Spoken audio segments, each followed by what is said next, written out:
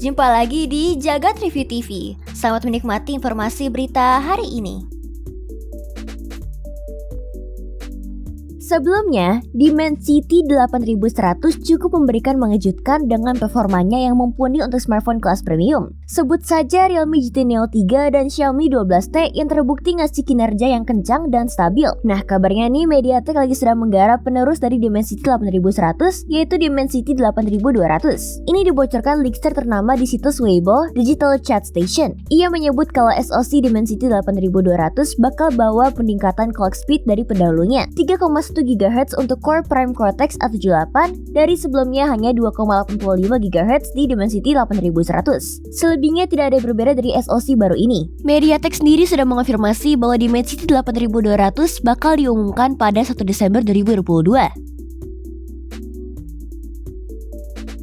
Qualcomm baru saja mengumumkan SoC premium terbaru mereka, Snapdragon 782G. Ini bukan iterasi baru dari Snapdragon 7 Gen 1 ya, tapi justru pengganti dari Snapdragon 778G Plus loh. Walau speknya hampir sama, tapi ada sedikit yang beda. Di Snapdragon 782G ini, satu Core Prime Cortex A78 punya clock speed di 2,7 GHz dari sebelumnya hanya 2,5 GHz di Snapdragon 778G Plus. Ini ngasih performa 5% lebih tinggi dari sebelumnya. Sedangkan GPU-nya juga masih pakai Adreno 620L, tapi performanya diklaim meningkat sampai 10%. SoC ini kemungkinan akan hadir dalam waktu dekat, tapi belum ada bocoran smartphone apa yang pertama pakai SoC ini.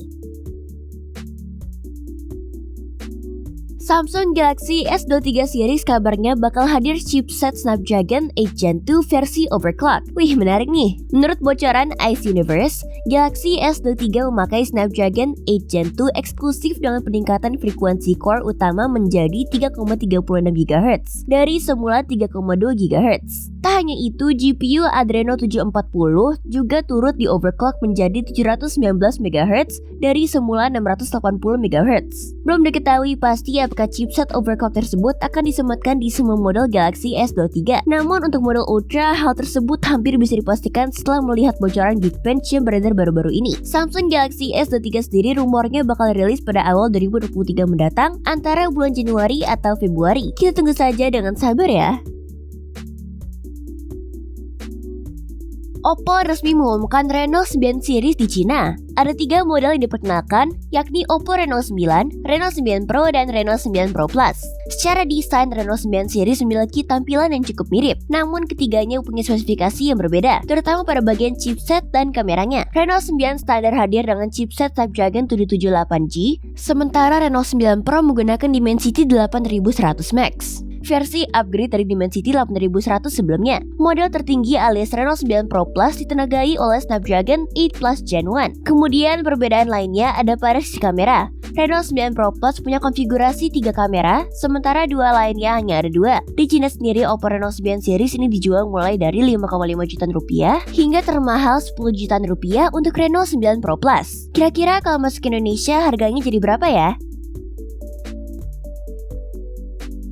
Microsoft diketahui mau membawa fitur klasik Never Combine Taskbar yang pertama kali diperkenalkan di Windows 7 ke Windows 11. Bagi kalian yang belum tahu, fitur tersebut berfungsi untuk memisahkan ikon aplikasi di taskbar jika ada 2 window yang terbuka. Seorang analis software menemukan kehadiran 2 fitur itu masih tersembunyi di Windows Preview Build. Namun tampaknya fitur tersebut memang belum siap dirilis ke publik. Dikatakan bahwa fungsi Never Combine tak berfungsi semestinya, meskipun diaktifkan secara paksa. Microsoft sendiri memang membangun ulang taskbar di Windows 11, sehingga beberapa fungsi lama juga perlu dibangun ulang. Jadi kayaknya kita masih harus menunggu lagi ya untuk melihat fitur Never Combine tersebut. Apakah kalian salah satu yang menantikannya? YouTube diketahui mulai melakukan uji coba fitur belanja di Shorts, platform video pendek mereka. Wih, apalagi nih? Dengan fitur tersebut, nantinya pengguna akan bisa berbelanja langsung melalui video Shorts. Ya, kalau terdengar mirip, fitur ini memang serupa dengan TikTok Shop. Namun untuk saat ini, baru content creator yang berbasis di Amerika Serikat saja yang bisa menyematkan produk dalam Shorts mereka. Selain fitur belanja tadi, YouTube juga memperkenalkan program afiliasi, di mana content creator lain dapat mempromosikan produk untuk mendapatkan komisi jika terjadi transaksi. Rencananya, pada 2023 mendatang, fitur belanja pada YouTube Shorts ini akan mendukung lebih banyak negara. Indonesia kebagian juga nggak nih ya? Lalu, apakah itu akan bisa bersaing dengan TikTok Shop yang sudah lebih dulu hadir? Menarik nih. Jadi, gimana menurut kamu berita hari ini? Ingin selalu up to date dengan informasi teknologi terkini? Jangan lupa subscribe dan follow Jagat Review ya. Sampai jumpa di informasi menarik selanjutnya.